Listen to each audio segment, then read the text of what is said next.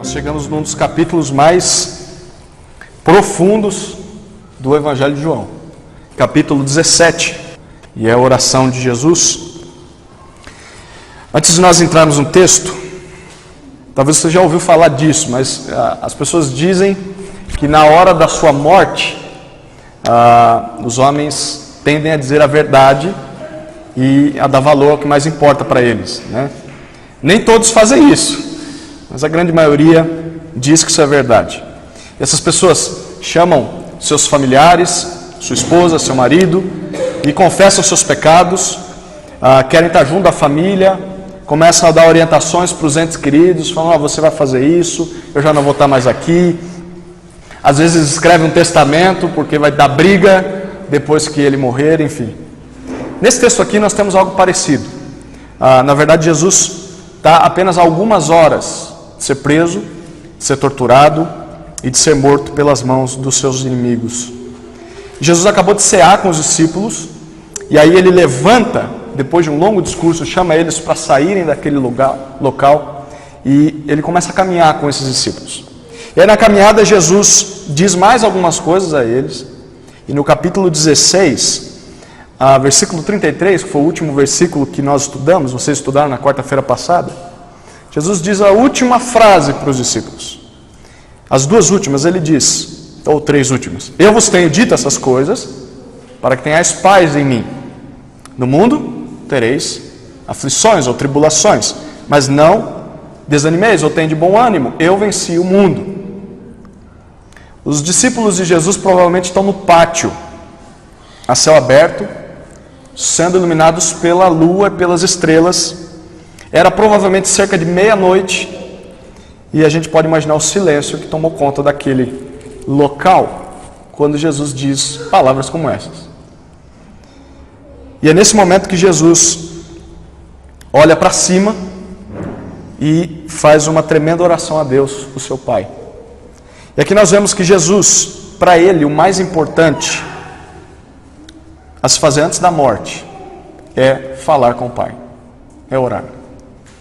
Mas mais importante que isso, Jesus não só ora, mas ele mostra na sua oração qual era a prioridade e preocupação que ele tinha, uma vez que ele ia partir desse mundo.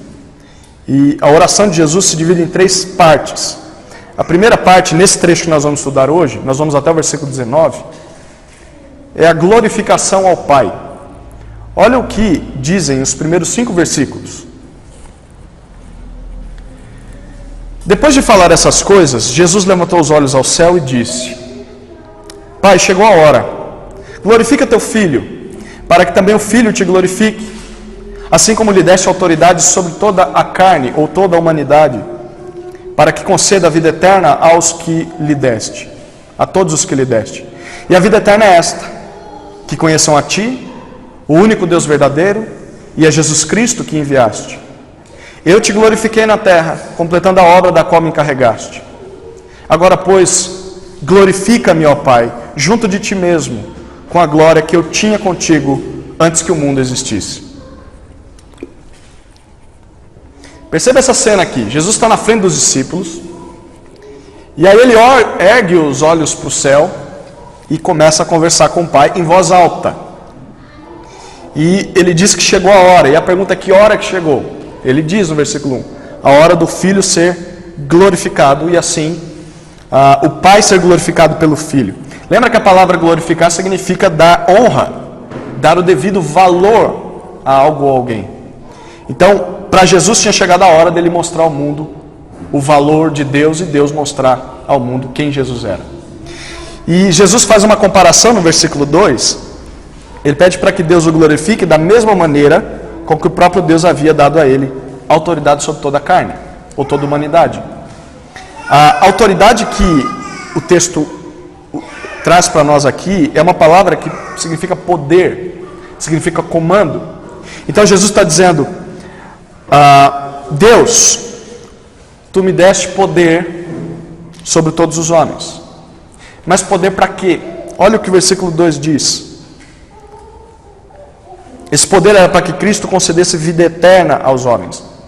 Mas perceba que não é a todos os homens. A vida eterna é somente para aqueles a quem o Pai lhe deu. Segundo Jesus, porque tem um infinito amor, Deus decidiu conceder vida eterna a alguns homens. E para isso Deus enviou Jesus a esse mundo. Não só isso, mas Ele deu poder para Cristo para salvar esses homens, dando vida eterna a esses homens. E o versículo 3 explica que vida eterna é essa que Jesus pode dar. Olha, o texto mais claro sobre vida eterna é esse aqui na Escritura. Jesus diz que a vida eterna é conhecer ao Pai, o único Deus verdadeiro, e conhecer a Jesus Cristo, a quem o Pai enviou. Perceba dois detalhes aqui. Primeiro, é que apesar de Deus ser o único Deus verdadeiro, que é o que Jesus afirma, a vida eterna consiste em conhecer a esse Deus verdadeiro e também conhecer ao Filho dele. Sabe o que isso significa?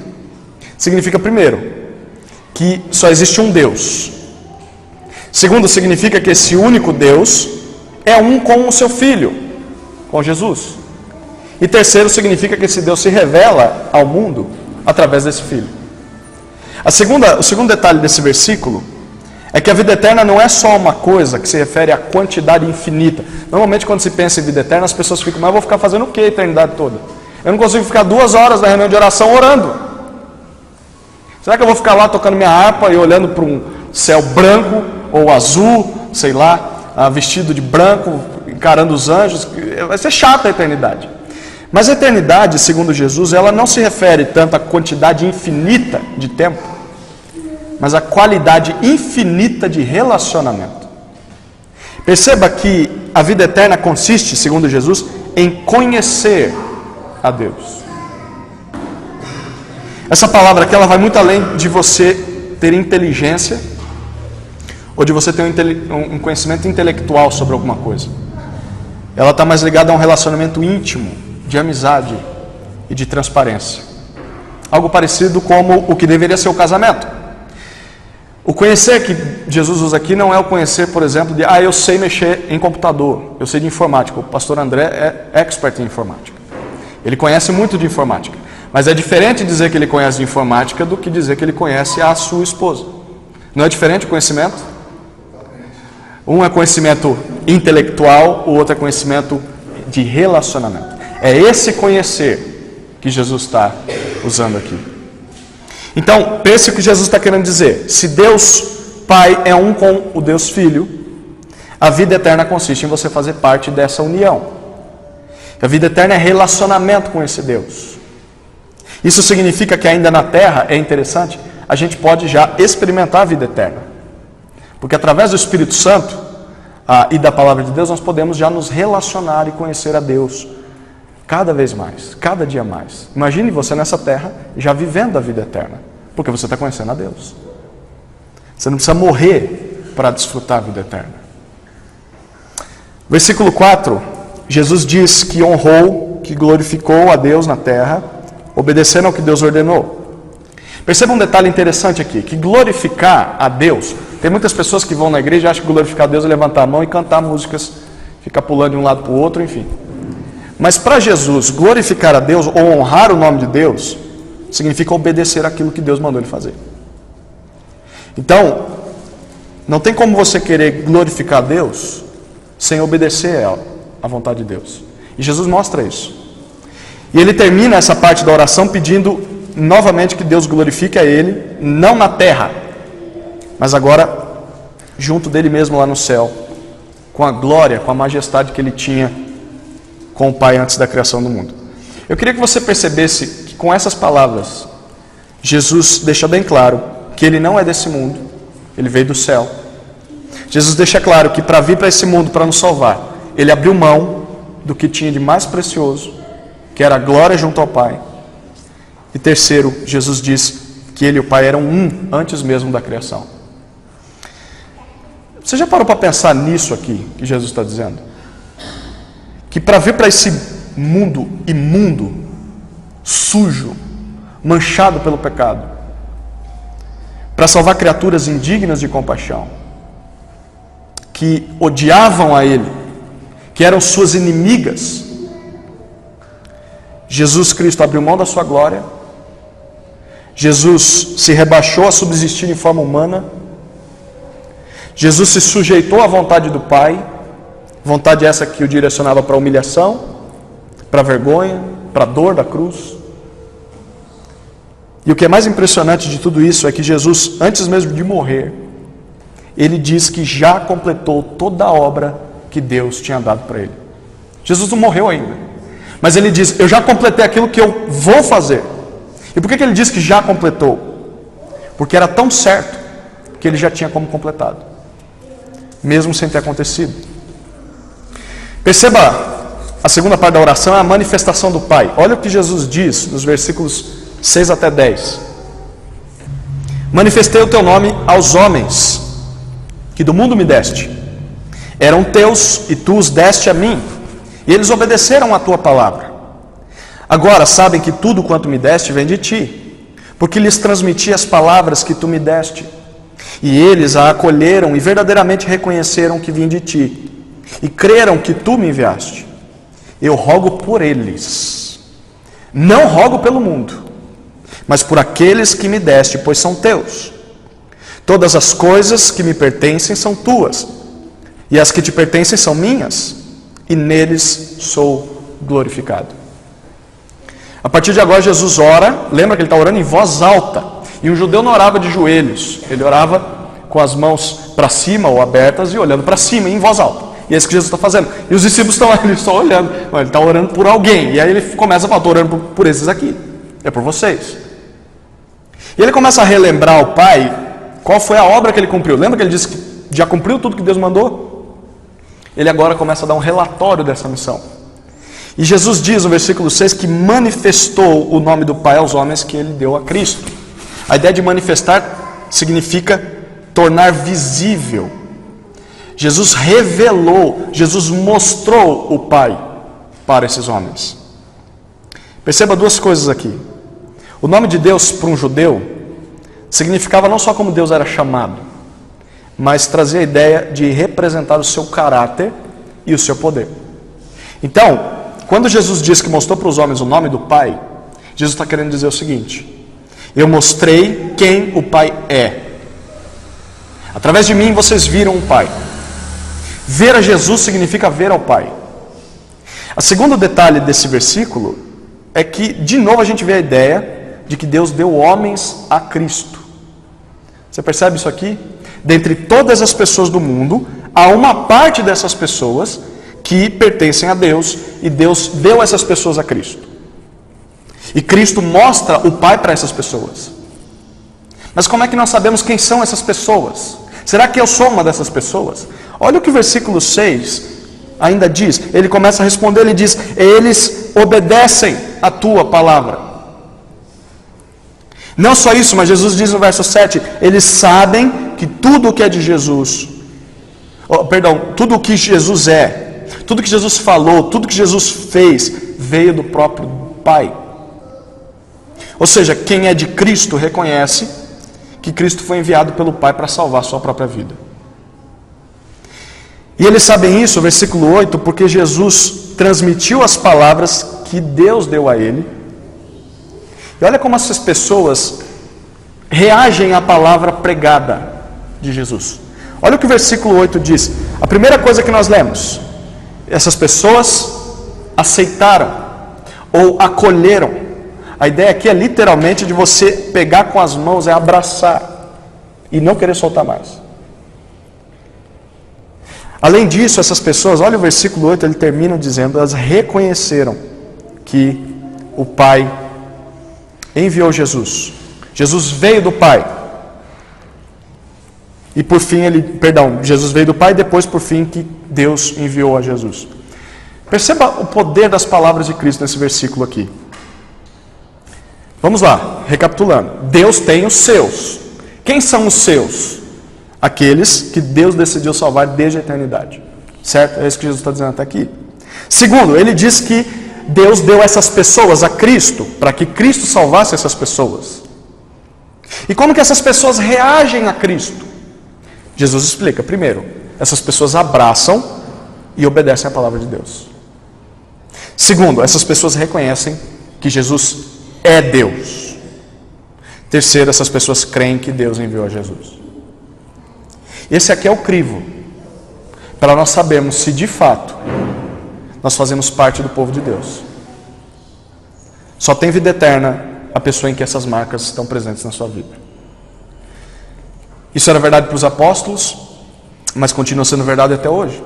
Então, se uma pessoa não abraça em obediência à palavra de Deus, se essa pessoa não reconhece Jesus como seu Deus, como Deus verdadeiro, e se essa pessoa não crê que Jesus representa o Pai, só Ele representa o Pai, então essa pessoa ainda faz parte do mundo.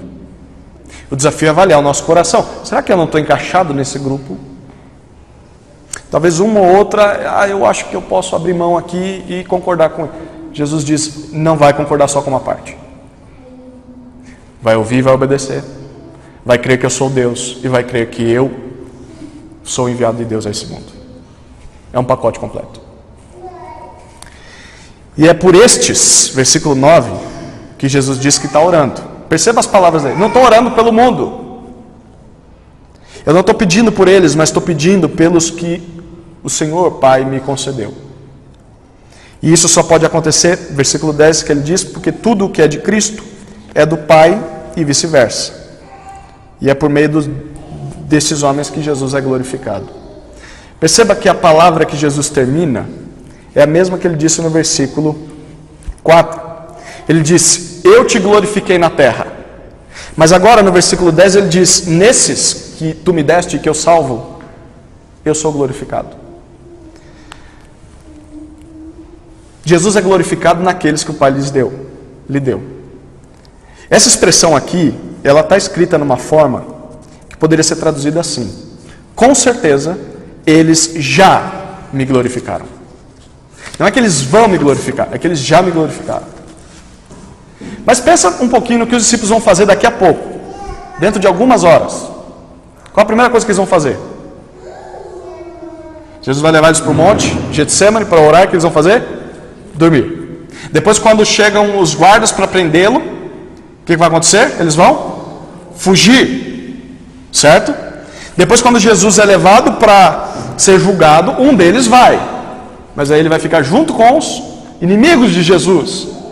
E até o momento em que Jesus dá o último brado na cruz, nenhum dos discípulos tem coragem de falar, eu também quero morrer junto com ele. Todos o abandonam. Vão trair ele, vão negá-lo. Como assim eles já glorificaram a Jesus?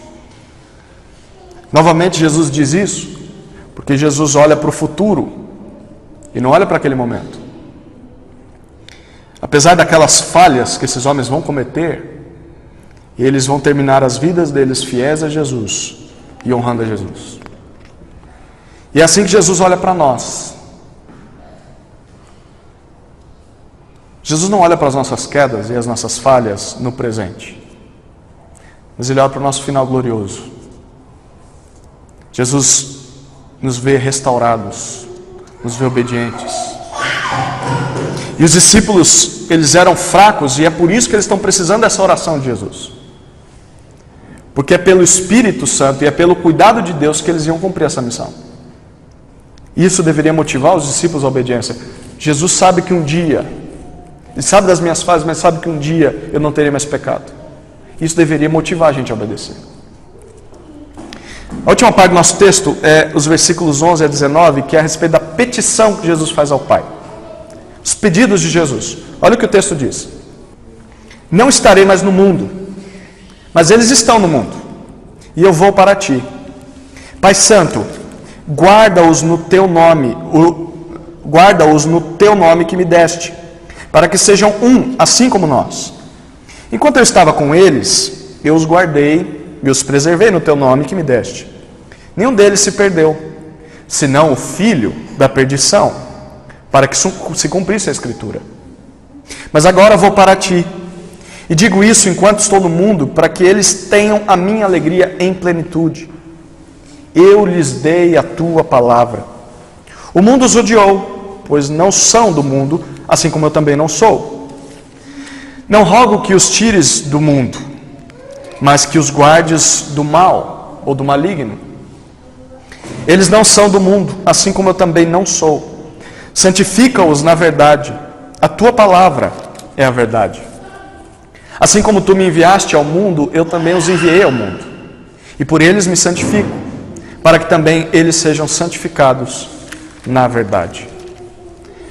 Perceba que é só a partir de agora que Jesus vai, de fato, fazer um pedido ao Pai em favor dos discípulos. E se você olhar rapidamente no versículo 20 desse capítulo, olha sobre quem Jesus está orando nesse texto. O que ele diz no versículo 20? E não rogo somente por estes, mas também por aqueles que virão a crer em mim pela palavra deles. Sabe o que Jesus está querendo dizer? Que eu e você somos objeto da oração dele nesse momento. Jesus orou por nós, por todos os que iriam crer. Então esses pedidos de Jesus são para nós, para a nossa vida também. Jesus está orando por nós. E olha o que Jesus lembra no versículo 11. Que logo ele já não vai estar mais no mundo, mas os que o Pai lhe deu estarão. Eles ficarão ainda no mundo. Jesus vai voltar para o Pai, mas os discípulos vão ficar nessa terra. E é por isso que Jesus pede no versículo 11: Pai Santo, guarda-os em teu nome, para que sejam um, assim como nós somos um. A palavra guardar aqui significa tomar conta, é manter alguém no estado em que essa pessoa está. Então, os discípulos, isso significa que os discípulos eles estavam em unidade, apesar deles, porque eles não se davam. Se deixasse eles sozinhos, Jesus saísse por uma semana, quando ele voltava, tinha gente esfaqueada ali, porque eles queriam um estar em cima do outro, um fazendo o outro servir a si mesmo. Eles queriam proeminência. E Jesus diz: não, eu os uni, eu os mantive unidos. Por causa da minha presença vocês estão assim. Mas ele diz: mas com a minha ausência, quem que vai unir essa turma? Ele ora ao Pai: Pai, os mantenha assim. E é isso que ele diz no verso 12. Ele diz: enquanto eu estava no mundo, eu mantinha os discípulos em comunhão com o Senhor, eu mantinha eles unidos uns com os outros, com exceção de Judas, que foi o filho da perdição, literalmente aqui, aquele destinado à condenação. Todos os outros foram guardados, todos foram preservados, protegidos por Jesus. Perceba aqui que Jesus termina o versículo 12 dizendo que a queda de Judas foi para cumprir a Escritura. Ou seja, a Escritura prometeu que Judas trairia a Cristo. Ela previu isso, ela anunciou isso, ela predeterminou isso. Mas perceba que a traição de Judas foi principalmente por escolha do próprio Judas. Porque Jesus diz: olha, eu estava aguardando todo mundo, mas houve apenas um que se perdeu. Ele deliberadamente escolheu se perder, apesar de estar entre os escolhidos de Deus. Isso significa que Judas nunca creu de fato. Significa que ele não fazia parte do grupo daqueles que o Pai deu a Cristo. Ele estava no meio deles, mas ele não era um deles. Isso aqui é importante. Deus vai guardar na sua comunhão aqueles que são seus. Mas aqueles que não creem, aqueles que, apesar de estarem no grupo de crentes, uma hora ou outra, eles vão se perder.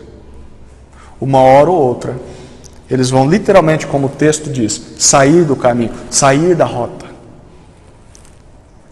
E eles, por iniciativa própria, não querem a Deus.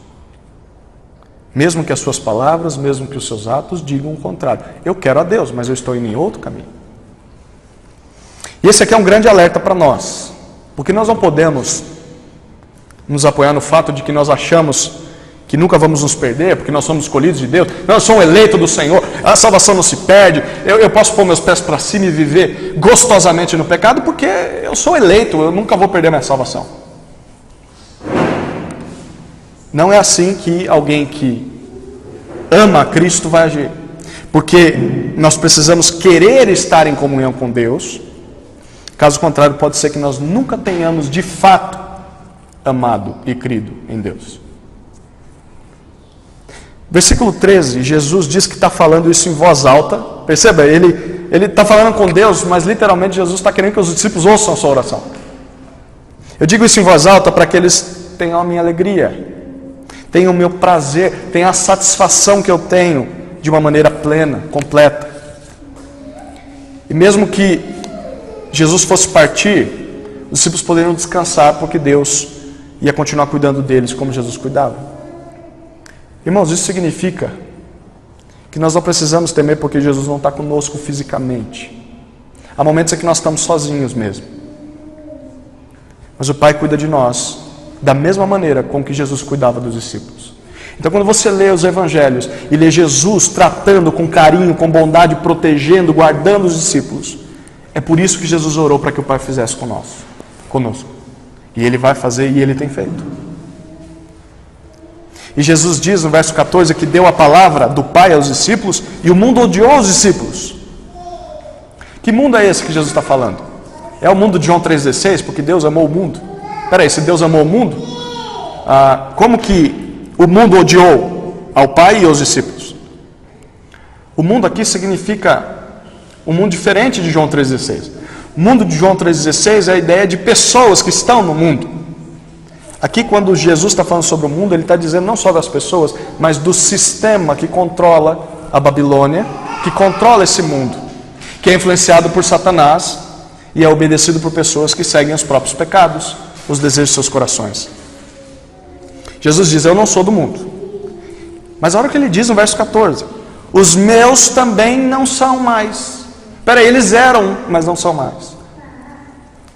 E apesar de não serem do mundo, verso 15, Jesus não pede, olha que interessante, Jesus não pede para que Ele os tire do mundo. Ele simplesmente pede que Deus guarde, preserve os discípulos do mal. Literalmente aqui a expressão é do maligno, do diabo. Percebe isso aqui? Jesus não quer isolar os discípulos desse mundo, colando nos discípulos, ou colocando os discípulos num monte isolado, levando os discípulos direto para o céu. Seria muito mais fácil, né? Você levanta a mão, eu aceito Jesus. Opa, sumiu aqui, ficou suas roupas, foi direto para o céu. Mas Jesus não pede isso. Jesus quer que os discípulos continuem aqui. Mas ao invés de isolar os discípulos do mundo, Ele pede que Deus os isole, como uma fita isolante, e os proteja do mal. É como se Jesus estivesse pedindo assim, Pai, isole os cristãos, para que eles possam se mover em meio ao mal, sem ser queimados pelo maligno. O desejo de Cristo não é que a gente fuja do mundo. O desejo de Cristo é que nós iluminemos o mundo com a sua glória. E novamente no verso 16, Jesus diz que os seus não são mais do mundo, como Ele nunca foi. E perceba o verso 17, é um versículo que a gente decora desde criança, né? Olha o contexto no qual está presente. Nós vemos mais um pedido, santifica-os na verdade. A palavra santificar aqui traz a ideia de separar, de consagrar, de dedicar algo ou alguém. Então o desejo de Jesus é que os discípulos sejam separados do mundo. Mas os discípulos já não são separados do mundo? Ele já não disse que eles não são do mundo? Como assim separar eles? Eles já não são. Eles são e não são. Eles são separados em posição. Para Deus eles já não são mais do mundo. Mas eles ainda estão no mundo. Eles não são separados pela prática. Então, isso significa que nós não somos do mundo, mas nós precisamos constantemente nos separar por meio da verdade. Nos separar do mundo. Mas que verdade é essa? O versículo 17 ainda diz, a tua palavra é a verdade. A verdade é a palavra do Pai.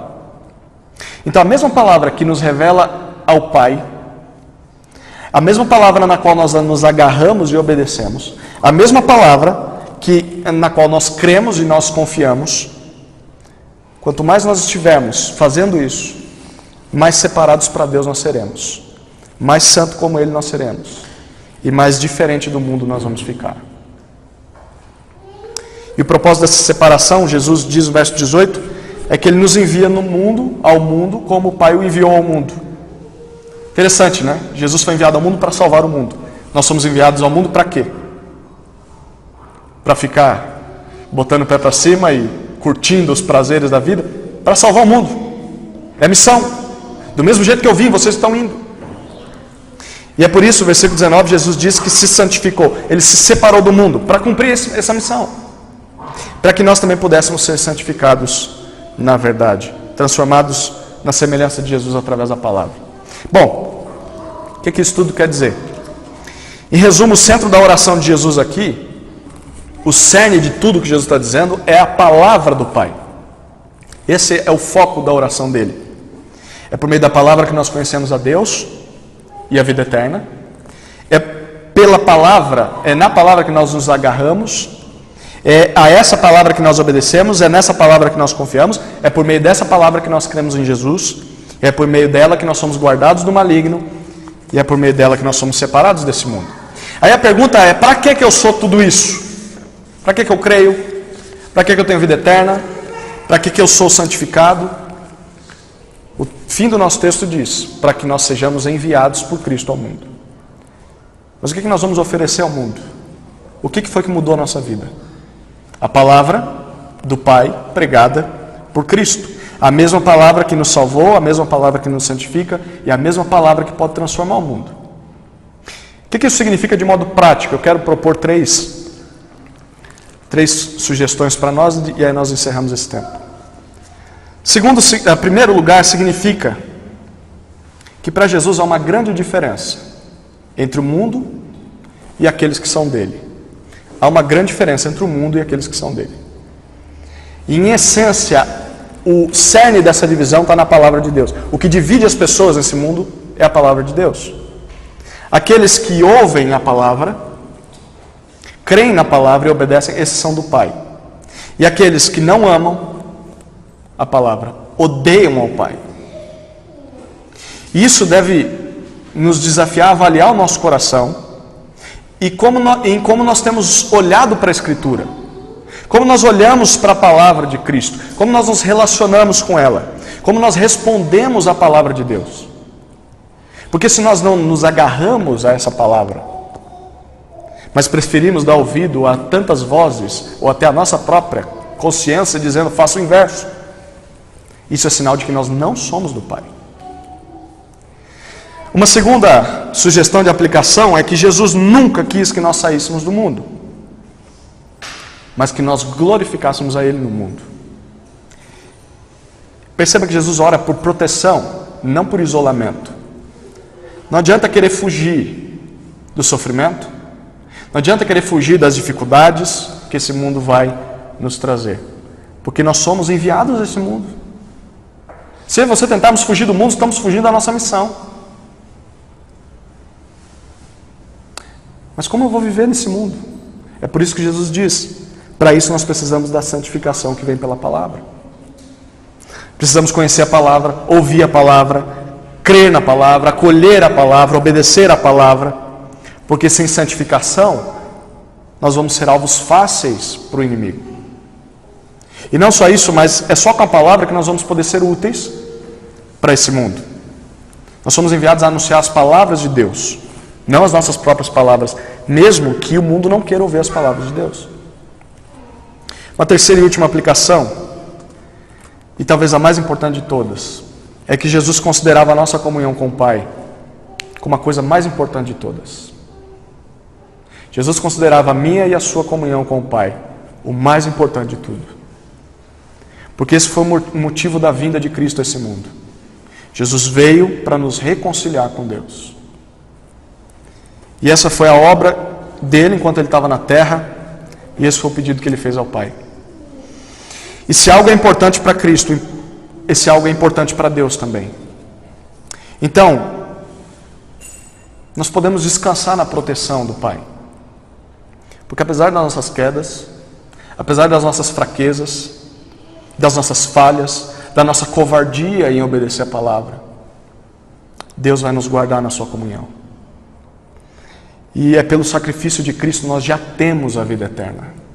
Nós já desfrutamos da vida eterna. E ninguém pode nos tirar da mão de Deus. E é por essa razão que nós então devemos olhar para a palavra e obedecer a palavra de Deus, conhecer a palavra de Deus, porque nós já somos guardados por Ele. E é assim que nós vamos mostrar gratidão a Ele pelo que Ele fez por nós. E aqui talvez tenha um belo exemplo de como nós podemos orar. Primeiro, podemos orar glorificando a Deus.